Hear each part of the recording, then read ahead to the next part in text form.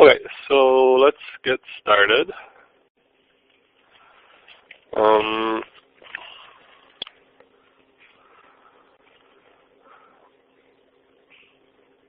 Yeah, let's start with the summary. We're supposed to do the class evaluations questionnaires, but I'll talk about it, I guess, more on Monday. I think I'll get somebody at School of Mines to be in charge of collecting the forms from the students at School of Mines, and then maybe Lou and Jimmy can hand theirs in to Mary at USD. So I'll work out the logistics and confirm that on Monday. So on last Monday, we introduced what were called canonical transformations.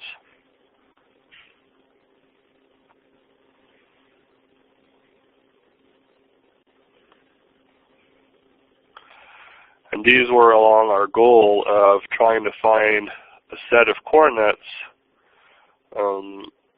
where all coordinates are cyclic, so all the QIs are cyclic, and thus all the conjugate momenta are conserved. So canonical transformation are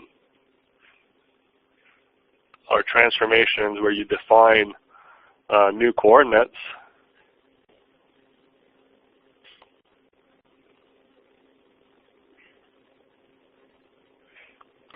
and momenta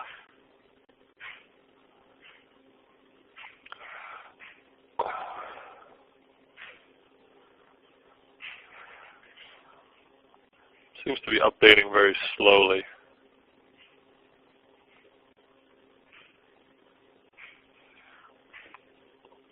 So you define new coordinates and momenta, and for convenience we call them capital Q for the coordinates,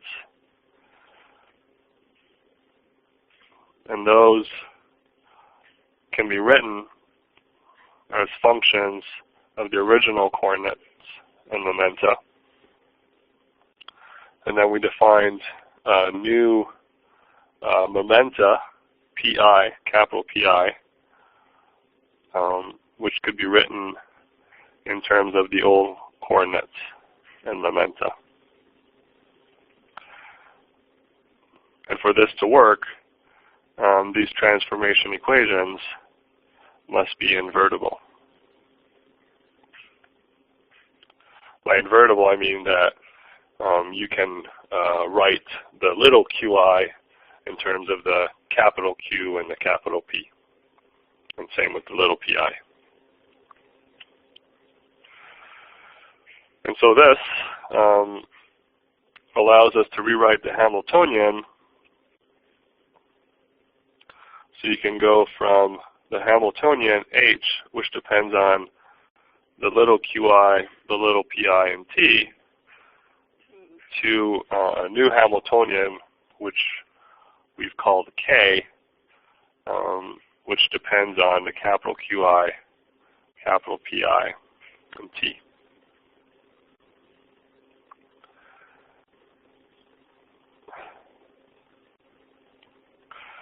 And these transformations are canonical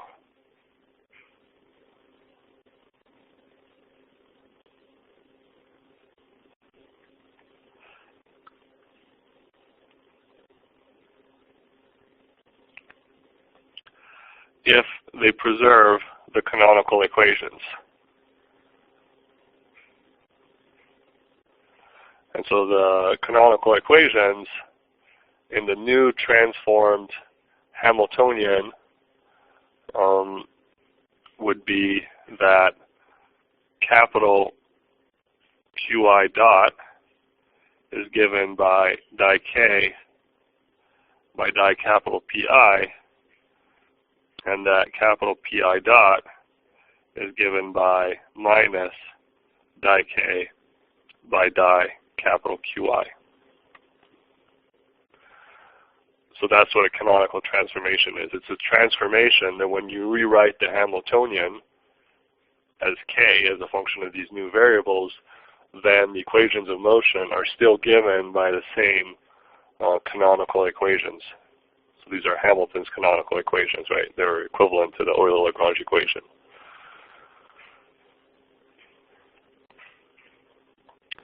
And so we figured out the conditions for a transformation to be canonical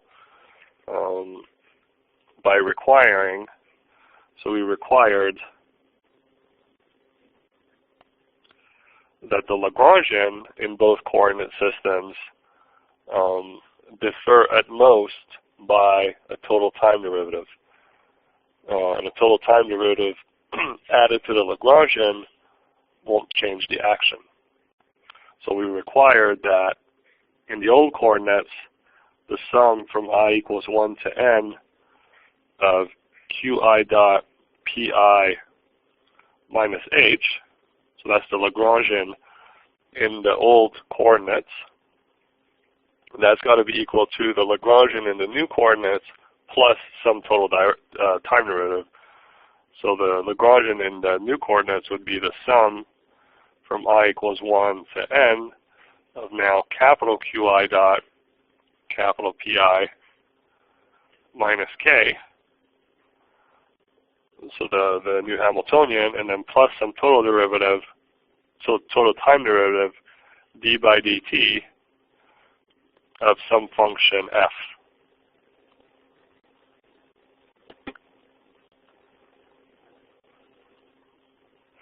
And we called f the generating function.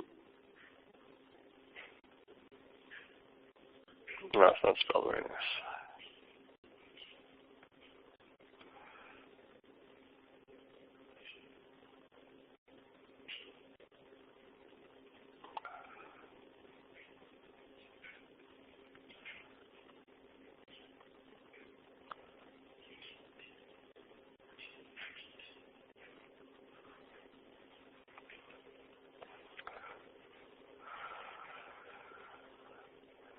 And so by requiring this, we found that the new Hamiltonian k, which is a function of the qi, pi, and t, was given by the old Hamiltonian h of little qi, pi, and t, plus the partial derivative di f by di t.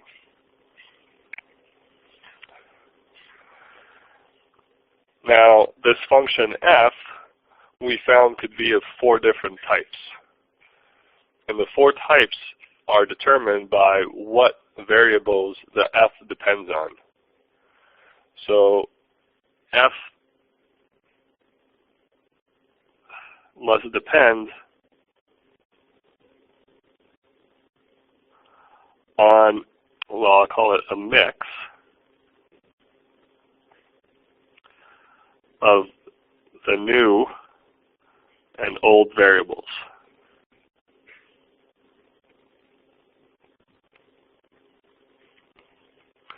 So what I mean is it's a function that's going to depend on 2 of the variables, and it has to take 1 new and 1 old. So it has to be 1 capital letter and 1 lowercase letter. So for example, we worked out if f is a function of qi, little qi, and capital Qi, and potentially t, then f is of what we call the first type.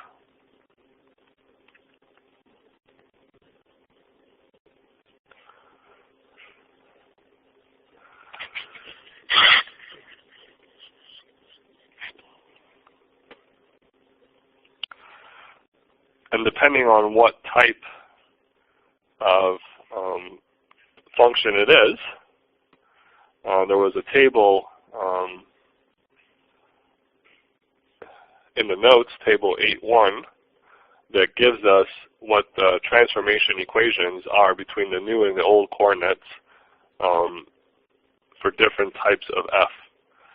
So for our first type,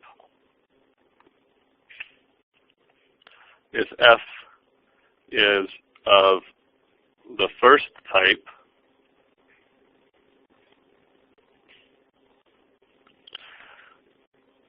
the transformation equations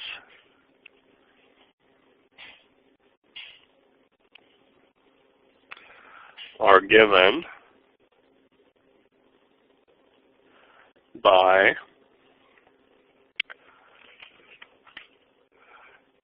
little pi is given by di f by little qi, and capital Pi is given by minus di f by di capital Qi.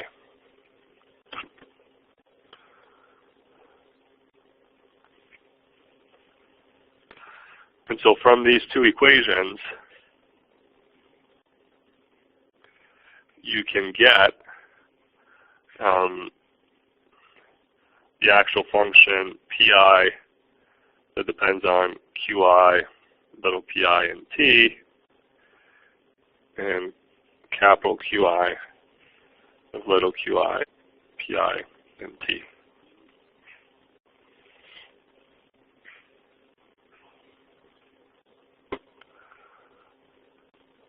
So that gives a little bit more meaning to why we call f the generator.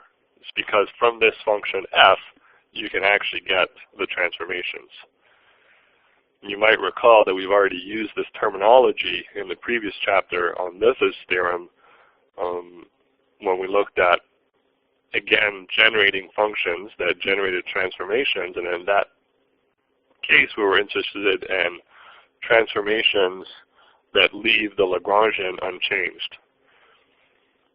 And we found that those transformations, or the generators, commuted perhaps with the Hamiltonian. Or there were, well, when I say commuted, I mean Poisson brackets, with the Hamiltonian was 0. Okay, and so we're gonna encounter that theme again of these generating functions of canonical transformations, giving us deeper insight into the physics. Then after that, we did an example of the simple harmonic oscillator, where I pulled the function f out of thin air, and then we saw that particular choice led to the Hamiltonian in the new coordinates as being very simple. And the problem was solved trivially. So any questions about that material?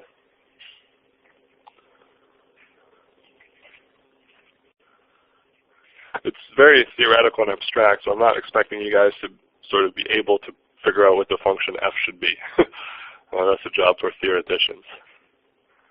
But the math is quite pretty.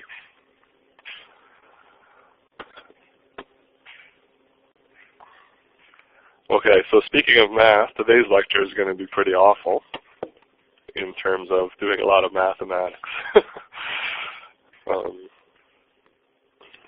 So it's chapter 8.2 in the notes, and I hope there's no mistakes. So what we're going to look at today, oops.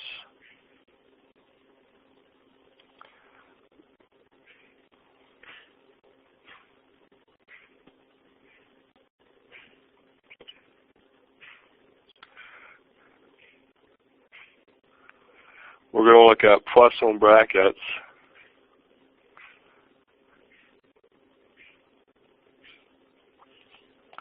and canonical transformations.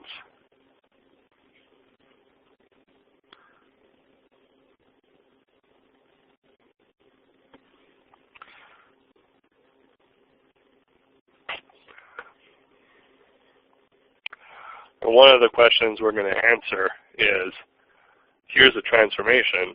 How do you know if it's canonical? Okay.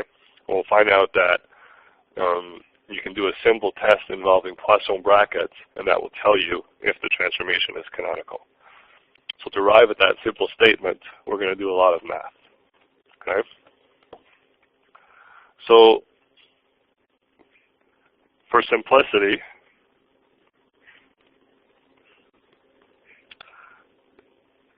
consider a time invariant canonical transformation.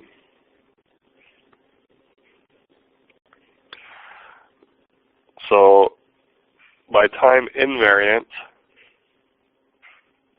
I mean that there's no t's. So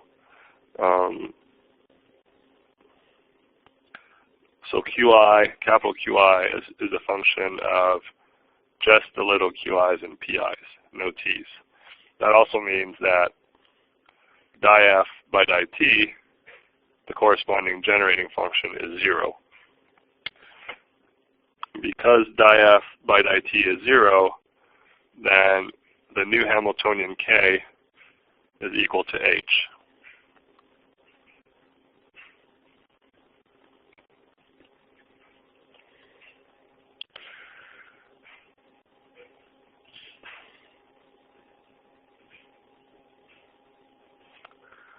So I'm going to stop calling it K, and I'm just going to call it H everywhere.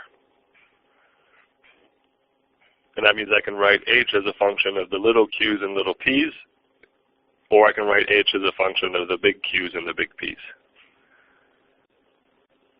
And either way, I mean it's going to be the same number. And it is the same function. Okay? So the transformation is canonical. I'm imposing that. Okay? So what that means, I'm going to have enough room to write it.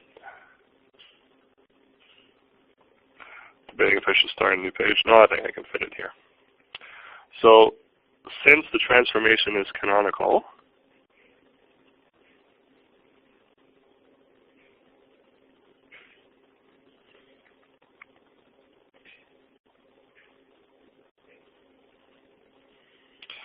that means that capital QI dot is equal to di H by di PI, di capital PI. It's just Hamilton's canonical equation, right? Because the transformation is canonical, I've imposed that, then QI dot is given by di H by di capital PI, where H is the Hamiltonian K, but the two are equal. Now, let me write this out for a reason that will be apparent in a second as the sum from j equals 1 to n. So it's just a chain rule. I'm going to write it as di H by di little qj, di little qj by di pi, plus di H by di little pj, di little pj by di capital PI.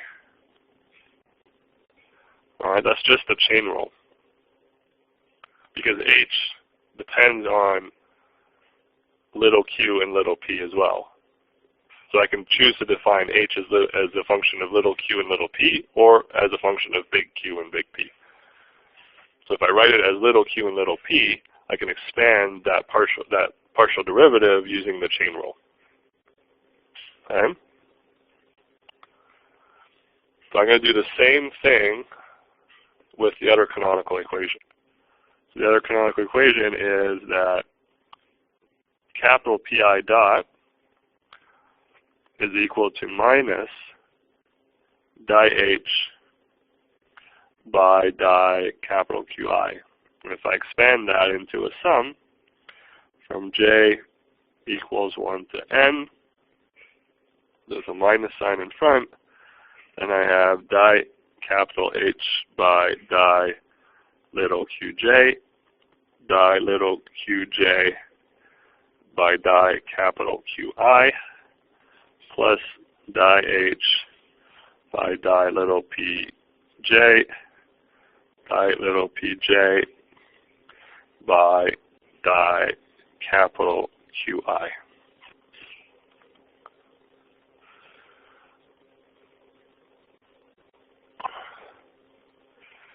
I don't know why it takes so long to update this screen. I feel like it's usually faster.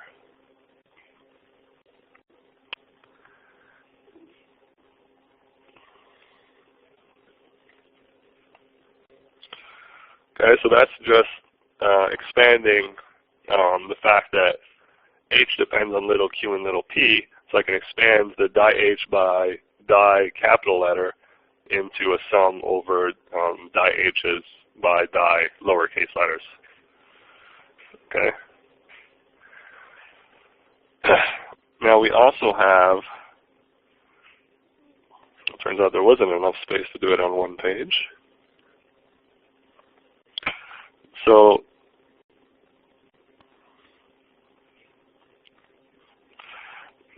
since QI or PI are functions of the little qi and the little pi,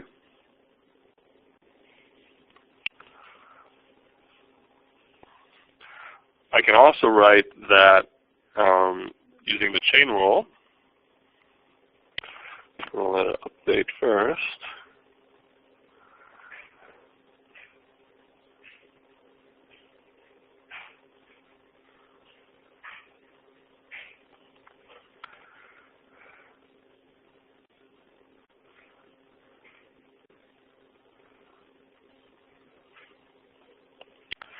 So both functions, capital Q and capital P, can be written as functions of the little q's and little p's, right?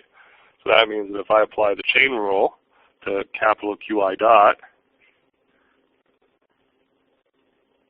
I can write it as the sum from J equals 1 to N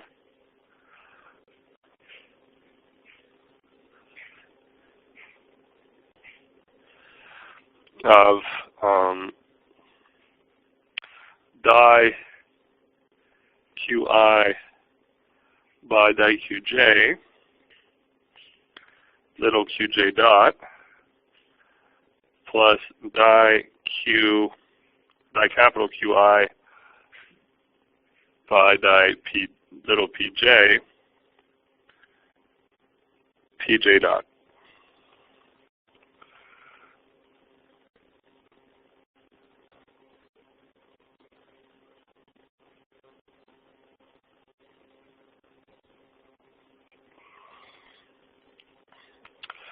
Now, qj dot, so little qj dot and little pj dot, those I can rewrite using Hamilton's canonical equation, right? I'm going to rewrite this as the sum, J equals 1 to N. So the first term I'm not going to touch, so I have di QI by di little qj. And now the qj dot I'm going to write as di H by di little pj. And then there's going to be a minus, and then I have di capital QI by di little pj. And now the pj dot I'm writing as minus di H by di little qj. So that's where the minus sign came from.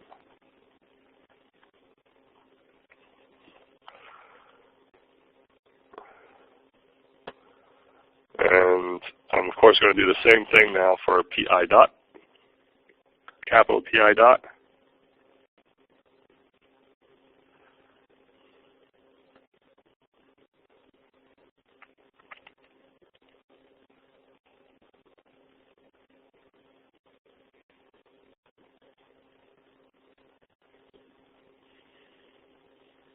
So capital PI dot is the sum from j equals 1 to n, di capital PI by di qj dot, plus di capital PI by di little pj dot, and that's equal to the sum from j equals 1 to n,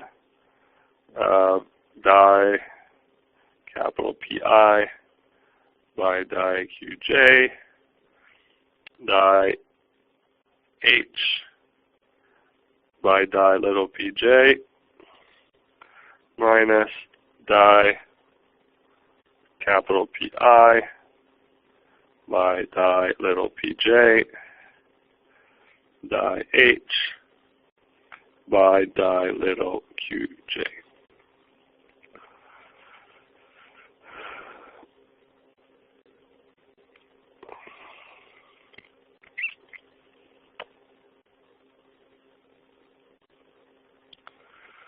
Okay. Now, compare this to the equations we just wrote. So, for example,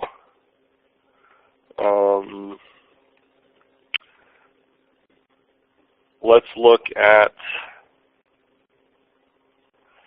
this term here, di capital H by di qj. So you see that it's combined with di capital H by di pj.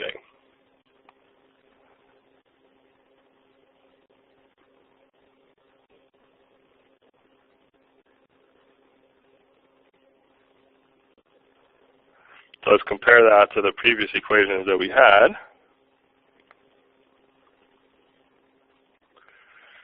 For qi dot, where we also had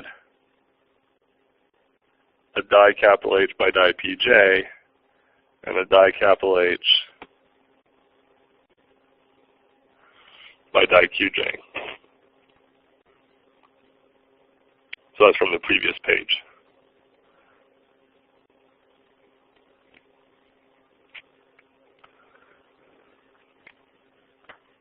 So that means the term that they're paired with has got to be equal on both sides. So I can pick out the term that goes with the di h by di little qj and the term that goes with the di h by di little pj and set them equal to each other in both equations. Okay, so if I do that,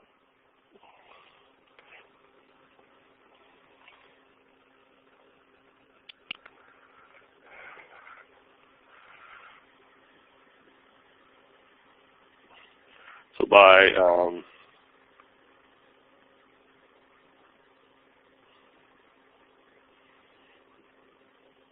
matching terms in di h by di something, we get what's called the direct conditions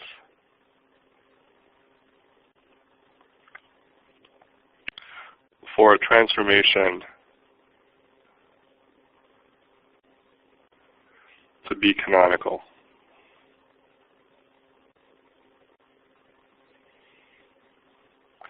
Those direct conditions, all right, and you can inspect your equations to confirm that I'm not making any mistakes, but I checked them earlier, so it should be okay.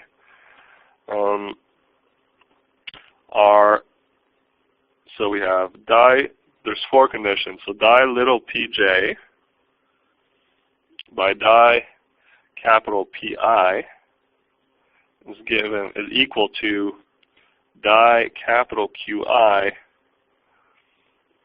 by di little qj. another equation is di little qj by di capital Pi is equal to minus di capital Qi by di little pj. The third one is di little qj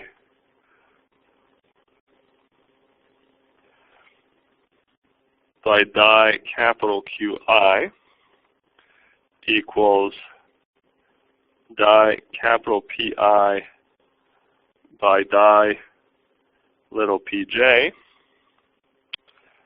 And the last equation is di little pj by di capital Qi is equal to minus di capital Pi by di little qj. So there was 4 possible terms that you can match, right? And so that gives these 4 equations by looking at what goes with the di h by di something. And so that's, we'll see that we can now use this to come up with an easier condition, but these are the conditions for a transformation to be canonical. You have the functions capital Q and capital P of the other 2 coordinates, and you can invert them to find functions of lowercase q and lowercase p of the capital letter coordinates. So you have those 4 functions, and so you can take all these partial derivatives and see if they're equal. If all these partial derivatives are equal to each other, then the transformation is canonical. So it's a bit of a pain, but it's straightforward. Okay, so that is the condition for that transformation to be canonical. We've imposed that it was canonical, and then we found these equations. These equations wouldn't be true if it wasn't canonical. Okay. So there's a little bit of structure in the equations. If you notice that on the left-hand side, the j's are always on top, and the i's are always on bottom. And on the right-hand side, the i's are on top, and the j's are on the bottom. And then similarly, on the left-hand side, there's lower cases on top and capital letters on the bottom. And on the right-hand side, it's the opposite.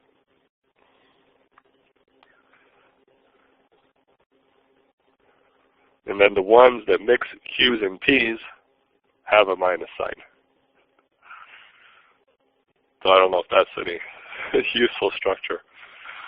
But we're going to have to use these 4 equations in what's coming up. Okay?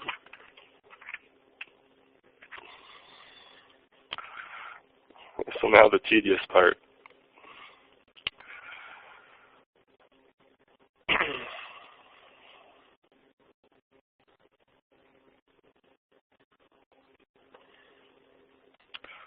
So consider the Poisson brackets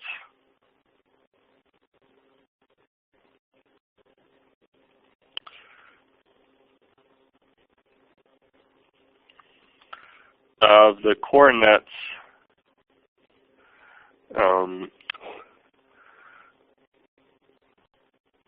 qi, so little qi and little pj, evaluated in the coordinates capital Qi, capital Pi.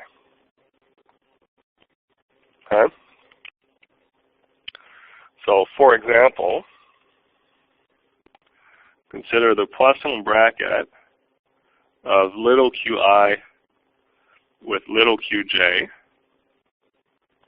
and I'm going to put an index that we're evaluating this in the coordinates capital Q and capital P. So I'm going to put a little subscript there. So the definition of the Poisson bracket is that this is going to be equal to the sum. So I have to introduce a new index, right? I've already used I and j, so let's introduce k equals 1 to n. And the definition of the Poisson bracket is that this is die qi by die capital Qk, die qj by die capital Pk, minus die qi by die capital Pk, die qj by die capital Qk. All right, that's just the definition of the Poisson bracket. Remember? So let me now rewrite this Poisson bracket using the direct conditions. Okay? So that's going to be equal to sum k equals 1 to n. And so for the first term, I'm going to replace, well, actually I'm going to replace both of them. No, I'm just going to replace the second one. So I'm going to leave the die qi by die capital Qk.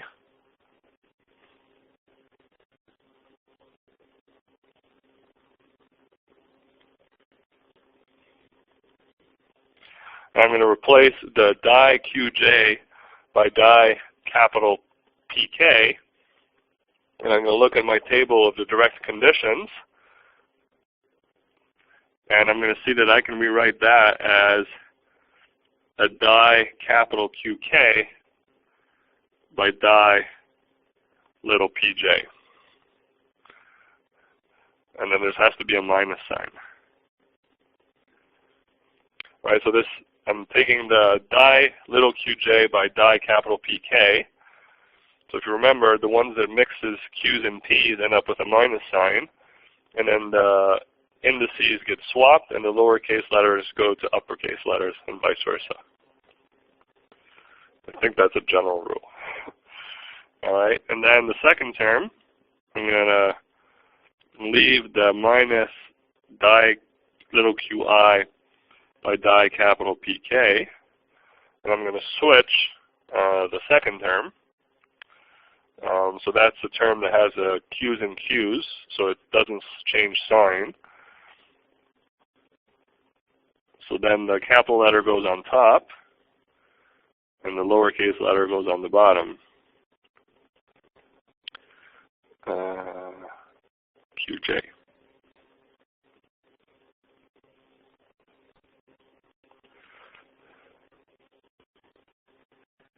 Oops, that should be a PJ.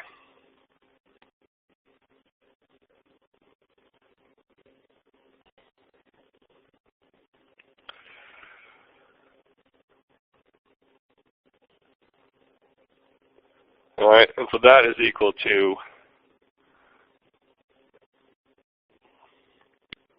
now that's just a chain rule, right?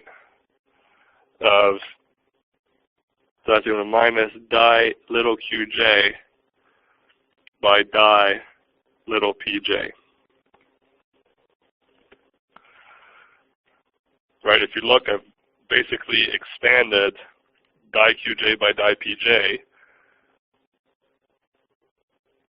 as a function of the capital Q's and capital P's. And so that's why I have this sum of k equals 1 to n, right? If you wanted to, I hope that makes sense.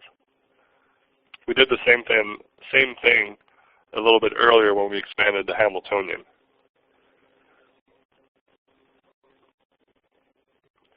So now die qj by die pj is equal to 0 because qj and pj are independent variables in the Hamiltonian.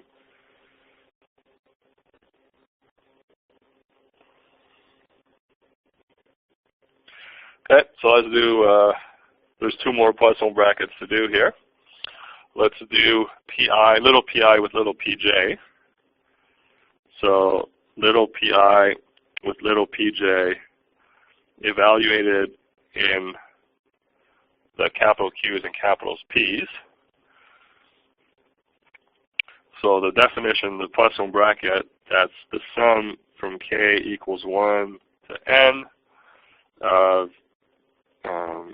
di little pi by di capital QK, di little pj by di capital PK, minus di little pi by di capital PK times di pj by di capital QK. And again, I now apply the direct conditions. So that's the sum from k equals 1 to n. I'm going to keep di pi by di capital QK. And then I'm going to switch the di pj by di pk. So that's p's with p's, so the sign doesn't change. And then I have di capital QK on top and di little qj on the bottom. And then the second term is going to become a plus. I have a di little pi by di capital pk, which I leave untouched. And the second term mixes p's and q's. So that means that's why I flip the sign from minus to plus. And then applying the direct condition, and I end up with di pk on top and di qj on the bottom. And so that's equal to plus the derivative of, partial derivative of di pi by di qj, and that's again equal to 0. So that's again the partial derivative of di little pi by di little qj, expanded in the q's and the capital Q's and capital P's. Okay. And the last one that we have is little qi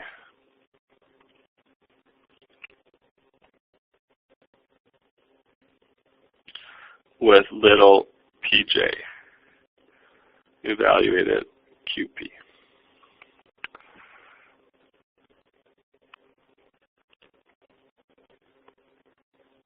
All right, so let's evaluate this last Poisson bracket. That's going to be the sum k equals 1 to n, so I'm just going to apply the definition. So we have di little qi by di capital QK, di pj by di capital PK, minus di little qi by di capital PK, times di little pj by di capital QK.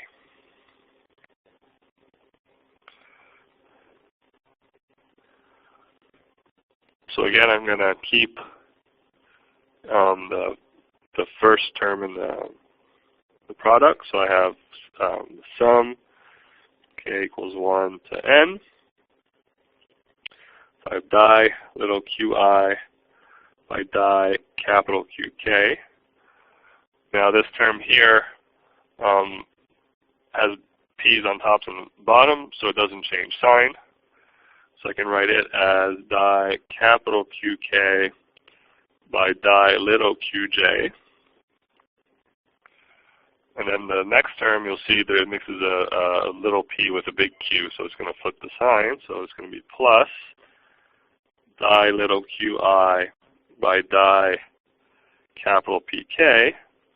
So this flips the sign, and it's going to be di capital PK by di little qj. Okay, and so that's going to be equal to di qi by di qj. And so di qi by di qj, that's equal to the Kronecker delta.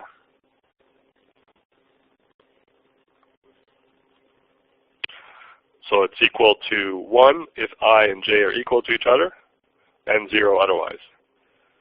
So remember, the q's can be like x, y, and z's, right? So it's just like saying di x by di x is 1, and di x by di y is 0. Okay, so let's summarize this.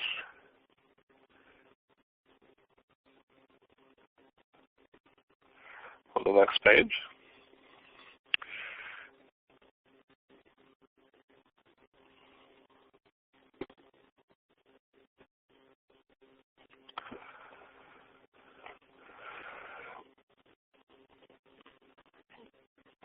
So what we have is that the Poisson bracket of little qi with little qj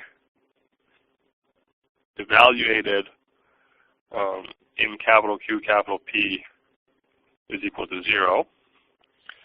We have the Poisson bracket of little pi with little pj evaluated in the capital Q's and P's equal to 0. And we have the Poisson bracket of qi with pj evaluated in qp equal to delta ij.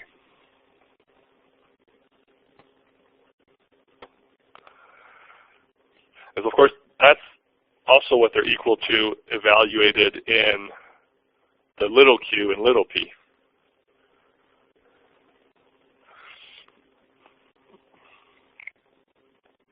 So we have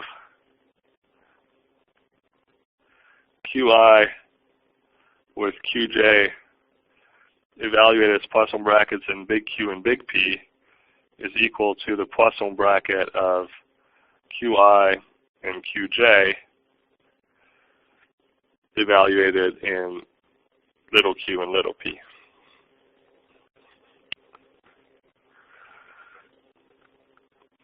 And that's the same for all three of them, right?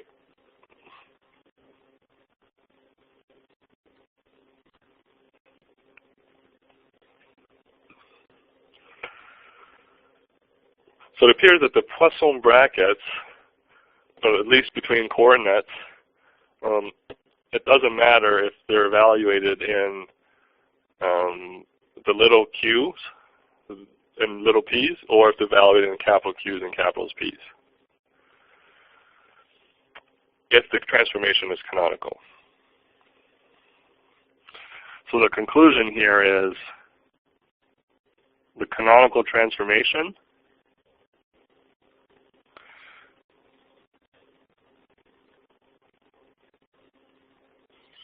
preserve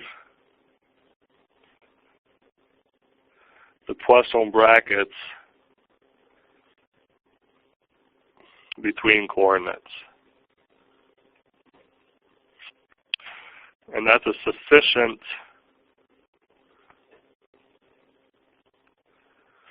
test of a transformation being canonical.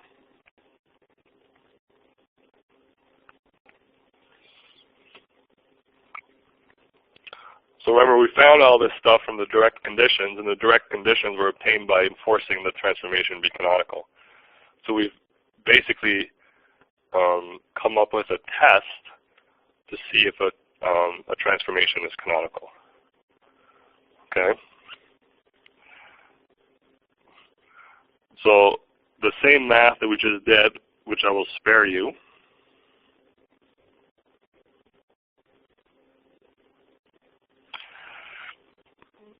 so you can do the same math, and you can find that if you take the Poisson bracket of capital Q I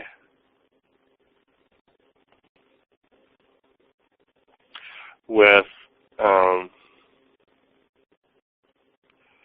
capital PJ, there's a mistake in the notes there, that's equal to delta IJ.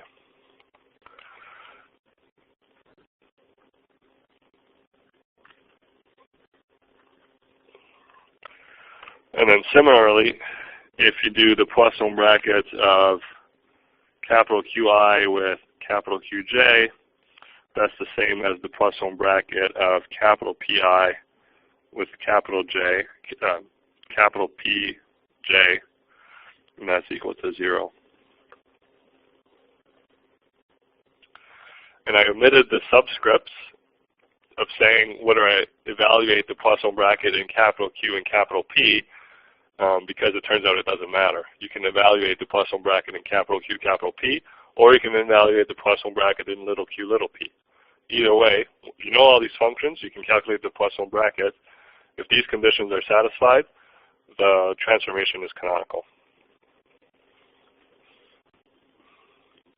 Okay. So let's do a quick example. Yeah, if one of these conditions is true, would that force the others to be true as well, like the last one? Okay. No, you have to test. No, you have to test all of them.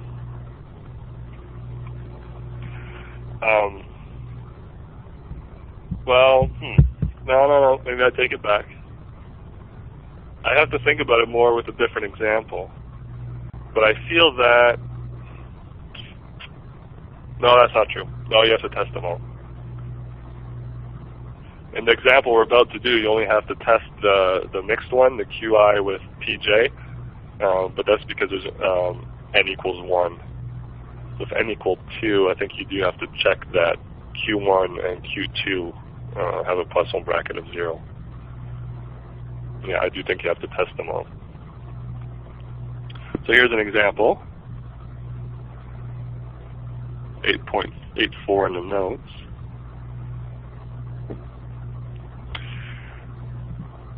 Show that the transformation where capital Q is equal to little p and big P is equal to minus Q, let's show that that is canonical. For this transformation, I have, Michelle, I think you have to mute yourself, unless you were trying to say something. So here's the transformation, right? It's capital Q as a function of little p and little q, and capital P as a function of little p and little q. In fact, this is given by the generating function that we had looked at earlier last week, or on Monday. Oh, by the way, sorry, I forgot to make the comment. Everything we did here assumed that the transformations were time independent, so that the capital F that gives the transformation equations didn't depend on t, or that these transformation equations don't have t in them. It turns out this is all true even if those transformations do depend on time. It's just the math a little bit more annoying. You have to carry a die by die t everywhere that cancels at the end, so it's the same math. Okay. So let's show that this is canonical. So if we want to show this canonical, we need to calculate the Poisson brackets of the coordinates with each other. So let's take the Poisson bracket of Q with itself. So that's always going to be equal 0 by definition, right? Because if I write this as the Poisson bracket, it's the sum from I equals 1 to 1, all right? So I don't really need to write the sum there. And that would be die capital Q by die little q times die capital Q by die little p minus die capital Q by die little p times die capital Q by die little q. All right, so I know the function q, capital Q, in terms of little q and little p, so I can do these partial derivatives easily. But then I don't even need to, because in this case, because the partial derivative commutes, right, then this is identically equal to 0. So if I look at the relations that I have above there, when I say Qi, the Poisson bracket of Qi and Qj is 0, if I equals to j, it's identically 0. But if I is not equal to j, then you have to check it, like we just do here. Okay? So similarly, I can convince you that without having to write it out, that that's equal to the Poisson bracket of P with P. For the same reason, it's identically 0. And so then let's calculate the Poisson bracket of capital Q with capital P and hope that it's equal to 1. So that's the sum from I equals 1 to 1, so I'm not going to write the sum part. So that Poisson bracket is di capital Q by di little q, di capital P by di little p, minus di capital Q by di little p, di capital P by di little q.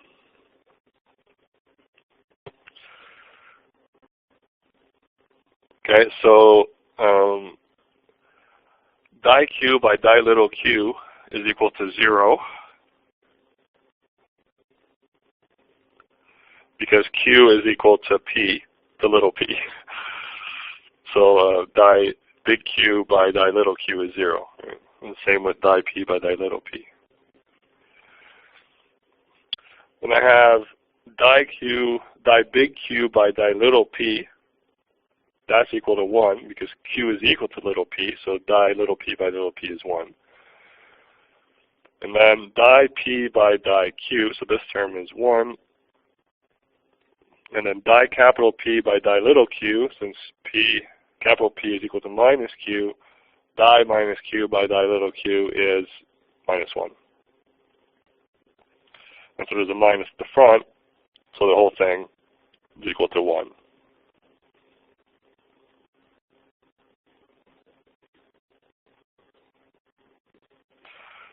And so there we have it. The transformation is canonical.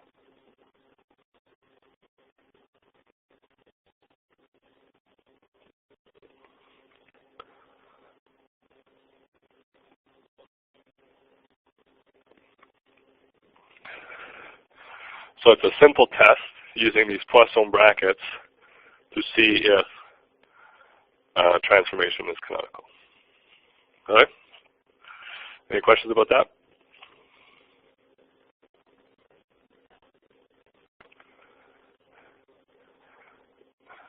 So if I go back to what we really proved earlier is we showed that at least between the coordinates, the value of the Poisson bracket doesn't depend in which coordinate system you evaluate it.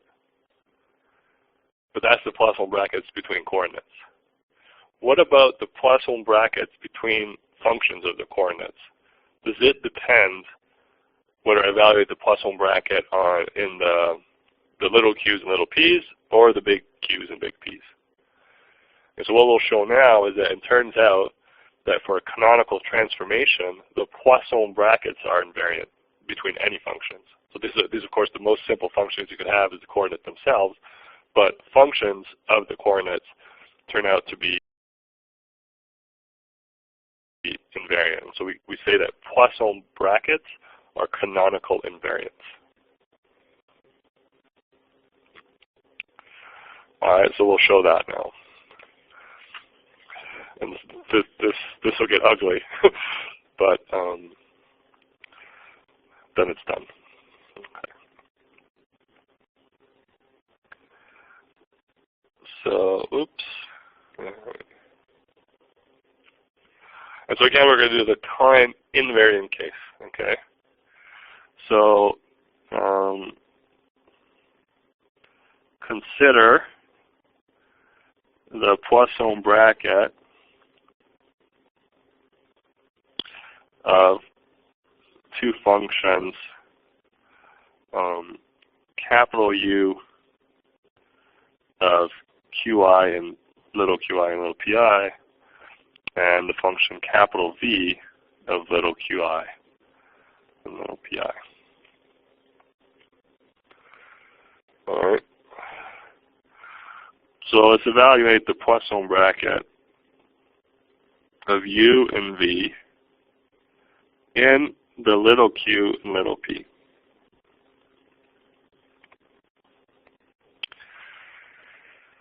So that is, by definition, the sum from I equals 1 to little n of di capital U by di Qi, di capital V by di Pi, minus di capital U by di Pi, di capital V by di Qi.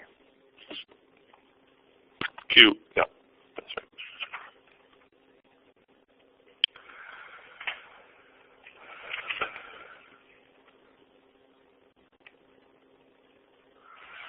Now, consider the same thing.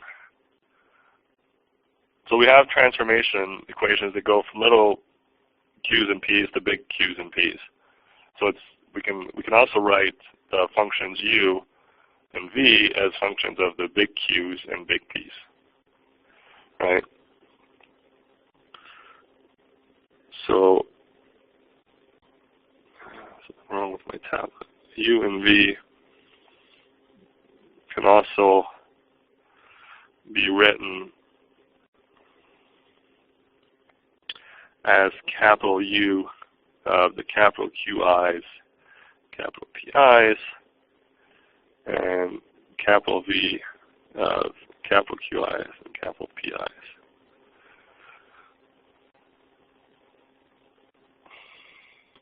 It seems like when I'm on the left edge of the paper, the thing gets all screwed up. So that's why the U looks funny. Okay, so that means I can then evaluate the Poisson bracket of capital U and capital V in the capital Q and capital P. Oops.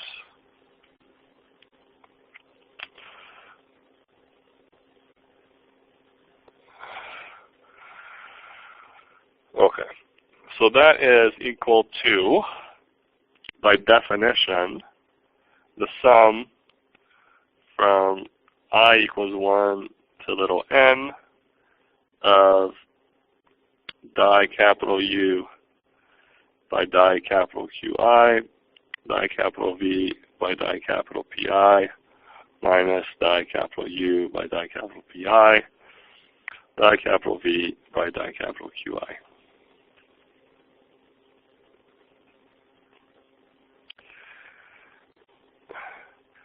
Now I'm going to expand. So there's 4 things there, right? There's di capital U by di Qi, there's di capital V by di capital Pi, di capital U by di capital Pi, and di V by di Qi. So I'm going to expand all 4 of those things in terms of little q's and little j's by using the chain rule, right? So this is going to become a mess now. So I have all the way on the outside a sum from I equals 1 to n. Okay. I'm going to put a huge bracket there. Now, let me expand the first one, which is di capital U by di capital Qi. So that's going to be equal to a sum. And I'm going to introduce a new index j from 1 to n. And so that's di capital U by di little qj, di little qj by di Qi, plus di capital U by di little pj times di little pj by di capital Qi.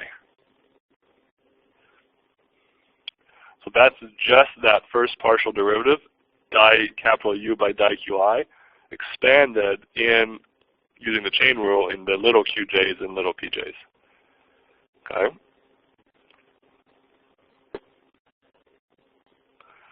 So that now multiplies di capital V by di capital Pi, which again I'm going to expand the same way. Is there a good way to draw this?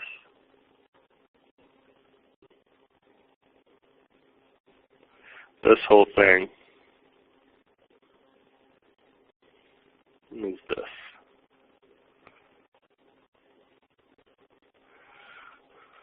I don't know if that made it worse. Alright, so now let's chug away into the next 3 terms. So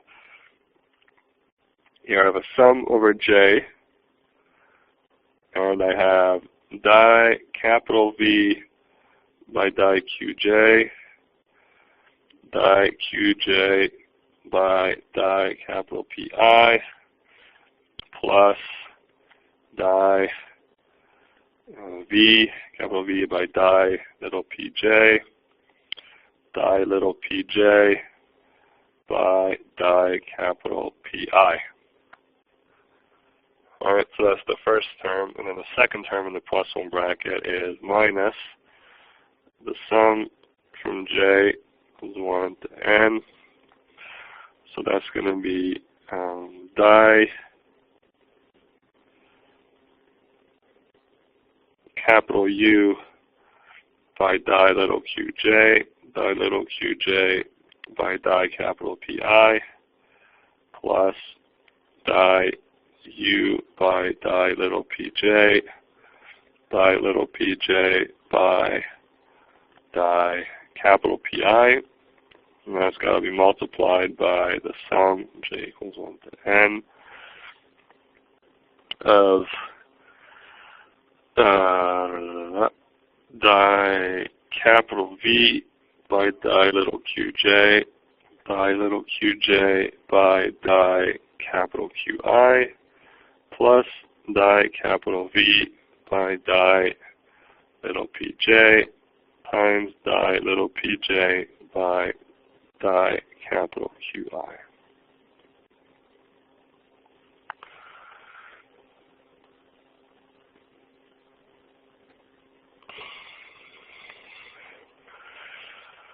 Okay, and so now you have to multiply all these terms together. It's sums of 2 terms multiplied amongst each other, right? So you end up with a lot of terms. So I don't, you can expand it yourself to check the math, but you can sort of pick off the terms by looking at it.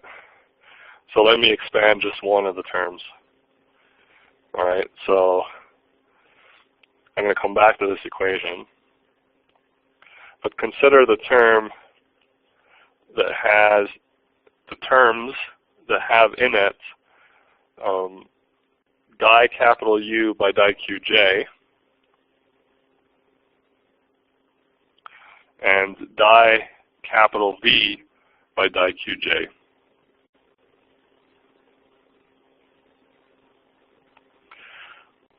So there are 4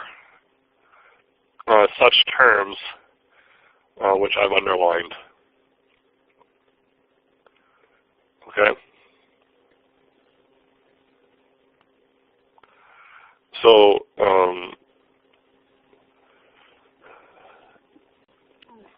let me just label them so I can refer to them. So I call this 1, 2, 3, and 4.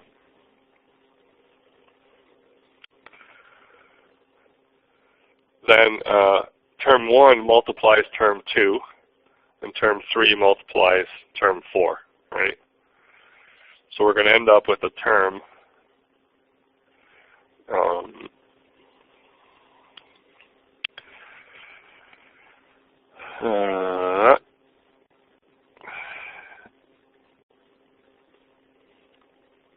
if I write this as the sum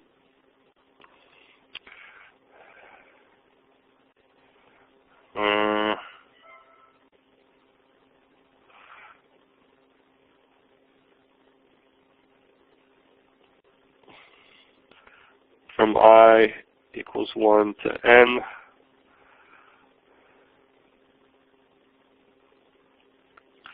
of the sum. I'm only going to write the first term out, j equals 1 to n. So I have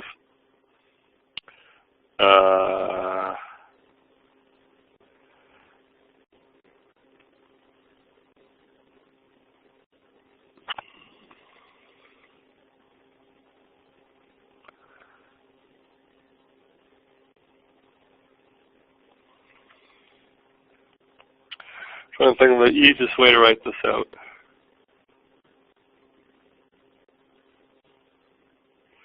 So let me write out the term 1 times 2. So that's going to be di capital U di q j, di capital V, because I'm going to group the V's and U's together,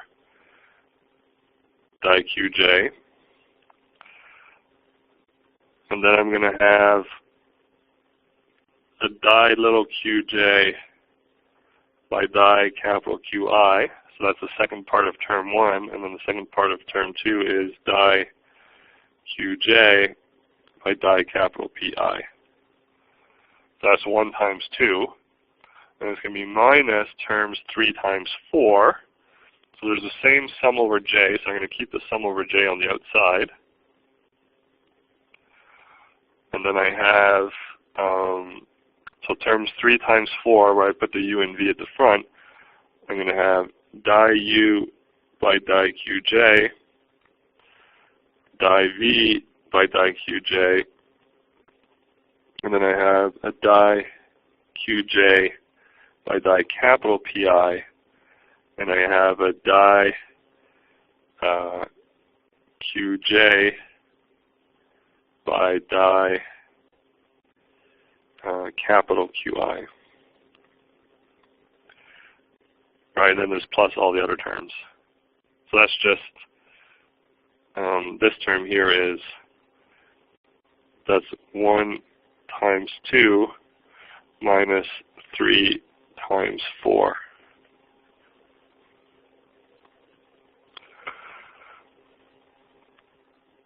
So now I can factor out the di u by di qj and di v by di qj.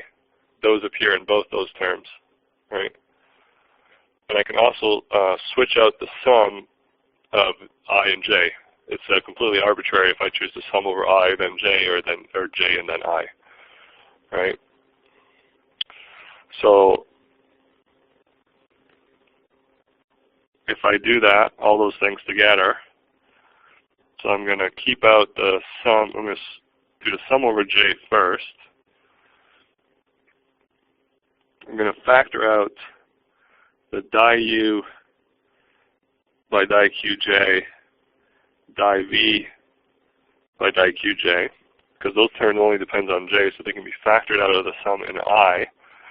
And then I have that times the sum from I equals 1 to n of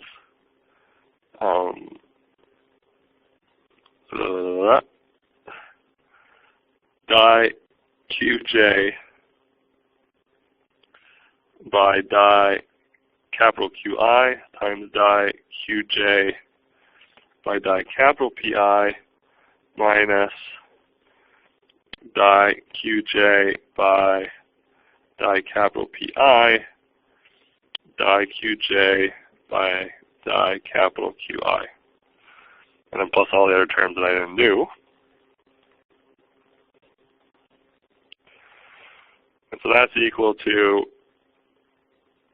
the sum from j equals 1 to n of di u by di qj, di v by di qj, and the term that I have here, the sum over I, is just the Poisson bracket. And that's the Poisson bracket of qj with itself evaluated in the coordinates capital Q, capital P, plus all the terms I didn't write out.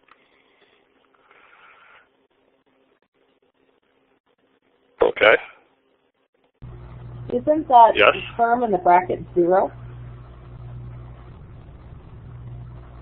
And I mean, I understand you're showing us how to do it, so you carried it out. Can we expect terms to kind of fall out like that then? Yep. So now I showed you how to get the first term. So now let me write what the whole thing is equal to. So the whole thing is equal to the sum from j equals 1 to n.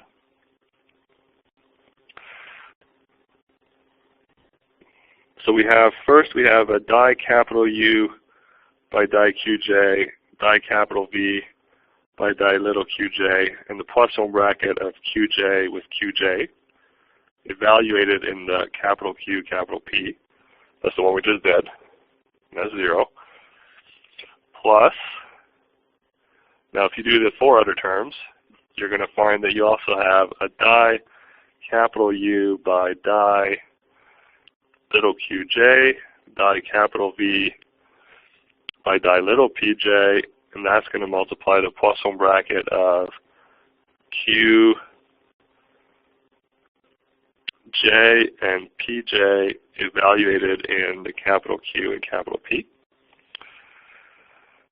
Then you're going to have a term of the form die capital U by die little pj, die capital V by die little pj times the Poisson bracket of pj and pj, evaluated in capital Q, capital P. And finally, you're going to have a term die U by die P little pj, die V by die qj, and that's going to multiply the Poisson bracket of pj and qj, evaluated in capital Q, capital P. Okay, so I showed you how to get the first term there. And then it's the exact same factoring that gives you the other 3 terms. And so as Michelle pointed out, first of all, we already showed that I don't actually need to put the indices capital Q and capital P in the Poisson brackets, because we showed it doesn't matter when you're doing the Poisson brackets between coordinates. So now the ones with the same variables are both 0. So the qj with qj and the pj with pj are 0 identically. The qj with pj, that's equal to 1. And then the last one is equal to -1. Oh, sorry, it's not equal to 1. It's equal to delta ij.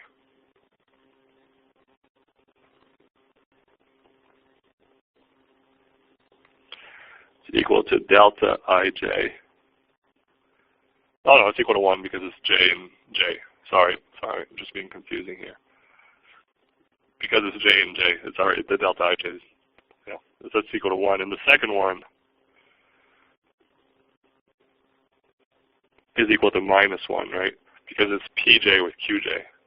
So it's the minus the Poisson bracket of the other one. All right, so then if I write this out, we're almost done. So that's now equal to the sum from j equals 1 to n of die u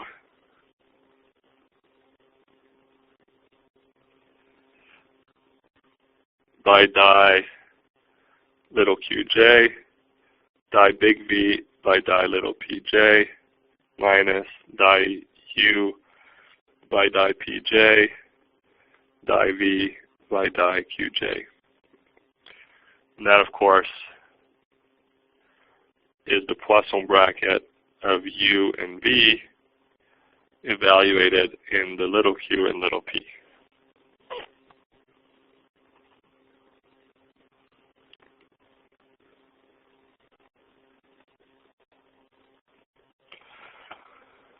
And so remember what we set out to calculate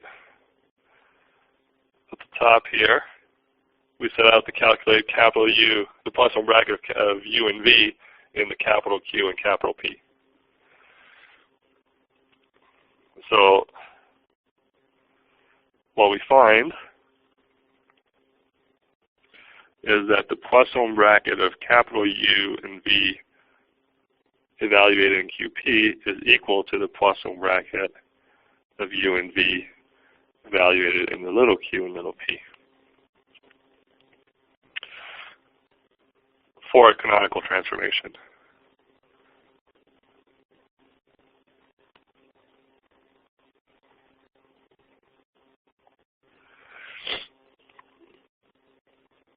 So what we say is that Poisson brackets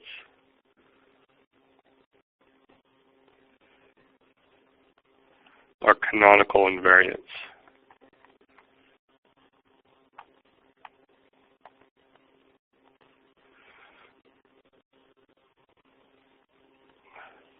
That turns out to be a very important conclusion. So the Poisson bracket is unaffected whether you calculate it in the two coordinate systems. All right. Well, I think there was at least no math mistakes. I'm sorry for it being so painful. Any questions about that?